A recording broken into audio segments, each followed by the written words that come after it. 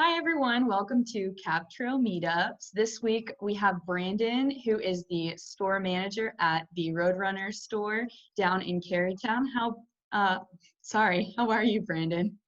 I'm good. Thanks for having me. I appreciate the opportunity. Of course, thanks for coming to talk to us.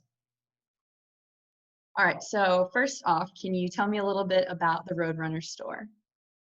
Yeah, so Roadrunner Running Store is kind of right in the middle of Carytown. We've been there for over 30 years. It's a great place for people that need any type of exercising gear.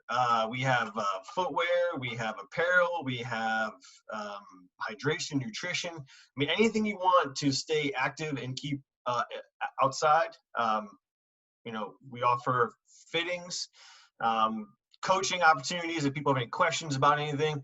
It's just a really good spot to just come hang out. We do fun runs, we do events. It's just a community service for all of people that want to run or be physically active in the area. Yep, I know we had a lot of fun hosting Packet Pickup there in October. Yeah, that was awesome. I can't wait to do that again. Hopefully. Hopefully. Fingers crossed. All right.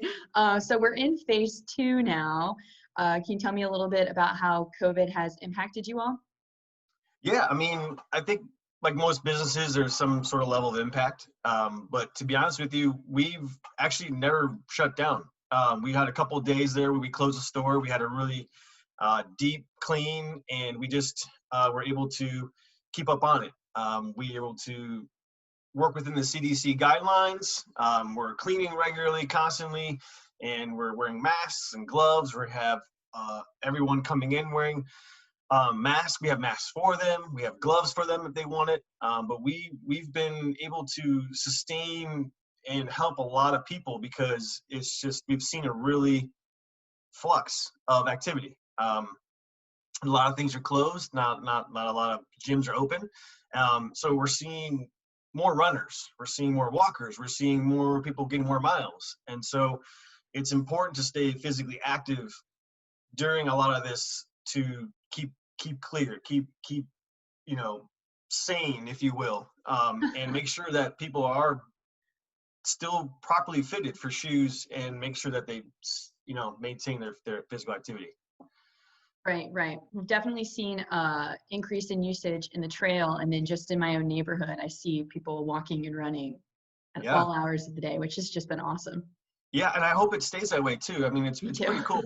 Richmond's already been a very active city, and it's really cool to see it even move more active. It's really pretty cool. Yeah, I love it. Right. All right. So when you have a customer come in and let's say they're a new runner or they're trying to get back into running, what are some of the questions that you get? Or advice that you give them on picking out? Yeah, so we typically go through our fitting process is it's pretty extensive, to be honest with you. It's not just oh cool, here you go, here's a shoe for you. We have a bunch of things that we look for while fitting, and I can go over those. We kind of break it down into a couple categories. It's the fit, it's the function, and it's the fashion. So we'll kind of go into a little bit about what each of them do. So when we do a fitting, the most important thing we look for is the mechanics. Make sure the alignment is where it needs to be. We look at the strength and flexibility of the arches. We look at the shin rotation. We look at the alignment from the hips through the knee and into the bottom of that foot to make sure that things are where they need to be. It is very possible to train into an injury, shin splints, medial knee pain, hip pain. All that can be related, and that's basically making sure that the foundation is strong. So we really focus a lot of attention on making sure that's supported. And then from there, we kind of fit them with a shoe. We see how the shoe, we measure the foot, we look at the width, we make sure that the shoe fits the foot. Every foot's different and every shoe's different. So you just can't look at a shoe and go, oh, that one looks cool, and grab it. So we make sure that the shoe is basically, that the foot is in the shoe, not necessarily on the shoe. And that's important because most people don't know the difference. The other thing we look for basically is, when they run, are they walking, are they strength training, whatever it is that they're going to be doing, it's important to have that being watched. And so if you're running, when the foot lands, does it come down? Does it pronate? Do you land on your heel? Do you land on your forefoot? And so we find a shoe that's designed to help you do what you do. And it's not changing or altering, it's just making sure that things are smooth and mechanics are easy. So limit the stressor on your body. You know, if you're gonna be putting in a new program, you don't want to train into an injury. You don't want to get hurt. It's the idea is to keep you out there. And if it hurts, you're not gonna do it. And so Right. we want to make sure that, you know, the shoes is the most essential part of the puzzle. I mean, you don't have Oh, shoes, you can't definitely. really do it. So Right. it's important to make sure you get fitted. The next thing we look at is the function. Where is this shoe going to be used? What are you going to do it? Are you going to do HIIT training? Are you going to go trail running? Are you going to go marathon training? Are you going to, what exactly you're going to do? And a lot of shoes are designed for particular activities. As much as people like to do one shoe for all, it's Not the sometimes it best can, idea. yeah, it can. Sometimes shoes aren't made for certain things, and if you put the shoe in the wrong application, the shoe can fail. It can just not perform the way it wants to. And so we make sure that we get a shoe that's designed really for what you're looking to do. And last thing to do is the fashion. Don't worry about fashion. You know, realistically, we try to make sure that, you know, if it's a win-win if you get a shoe that looks cool, but you know, if you're putting in the work and it's feeling good, it's fitting good, and it's doing what it's got to do, it's gonna end up dirty. And so, you know, while it may look cool for, you know, a week, it's not Right. really the focus is not to find that shoe that looks cool. And we've had a lot of people that may not get a shoe because it's not the right color or it's just the right style, if you will. And that's you know, it's discouraging because it's a great shoe. Um, Right.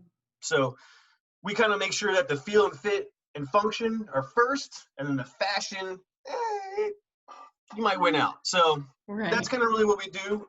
The process takes 15, 20 minutes. You know, we find a bunch of shoes. You know, each shoe maker has its own cushion system, and every person likes their own cushion system. So do you like a soft shoe? Do you like a firm shoe, a bouncy shoe? Do you like a squishy shoe? Whatever. So you try a bunch of shoes, and then you see which one you like the most, and then there it is. You found your shoe. And we get you out there and you enjoy it, and we see you in 6 months when you've trained awesome and you need a new pair.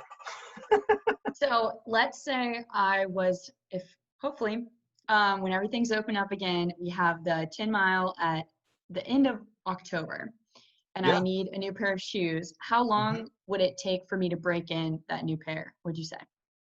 Um, it really depends on what your shoe you're currently in versus if you change brands, change models, change millimeter drops. And a lot of that is very, very specific. And if you're going to be doing a lot of training for like marathon, Right. but to be honest with you, most shoes now don't really need a whole lot of break-in period. I mean, the materials now are so flexible and so breathable and so comfortable that, you know, if you're getting out there, you could realistically go and do a 3 or 5 mile run. I mean, a lot of shoes in the past were, you know, leather, and Right. you know, had to really break them in and let that soften up.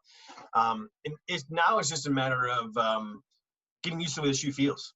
You Right. know, and if you're changing brands and you're changing different millimeter drops, you might have a little bit of discomfort, and only because you're now working different muscles. You know, you're just getting used to that shoe. So, I mean, I wouldn't recommend going running a half marathon the day after you get a new pair of shoes, but you know, Right.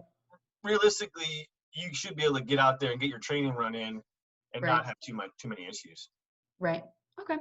Interesting. So what other gear do you usually recommend to runners? Well, I mean, you got the essentials, which basically would be, you know, insoles if you need it, and of Mhm. course the shoes. Right. Most people overlook socks.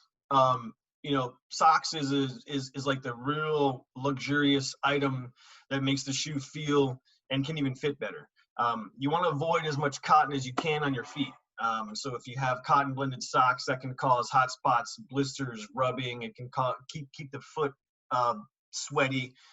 So socks is really a really nice luxury item to have when you're running. It really does make the difference. Right. And now with upcoming in the summer, hydration. essential unless you're planning, water stops, unless you know where you're going to get your hydration. Bring something with you. We have packs, we have waste pouches, we have handhelds. Dehydration is the #1 cause for injury, and it's important that when you get these summer months and the humidity and you sweat more, you got to make sure that you stay hydrated. It's really very important. Right, right. And other that, we have other stuff too, like nutrition. If you're depending on how much you're going to be getting out there, if you want a little extra fuel for your runs or for your workouts, we got a lot of stuff for that. Gear, t-shirts, hats, tights, whatever you need, sports bras, all that fun stuff. It's always important as well. There's really no real hierarchy in terms of, things like all the gear. But I would put shoes and insoles up there, socks, and then hydration as your main core to really stay out there and active for sure. Right. Yep. Right. Awesome. Yep. All right. And then my final question is, what is your favorite spot on the Capitol Trail? I mean, the trail's awesome, but I'm a big fan of the Rockets Landing area. Right there we had that Meetup for Stone Brewery, kind of that little area. Right.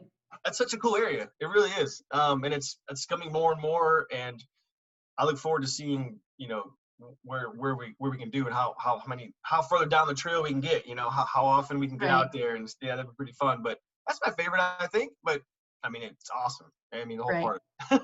Awesome. Yeah. Well, thanks so much for talking to me today, Brandon.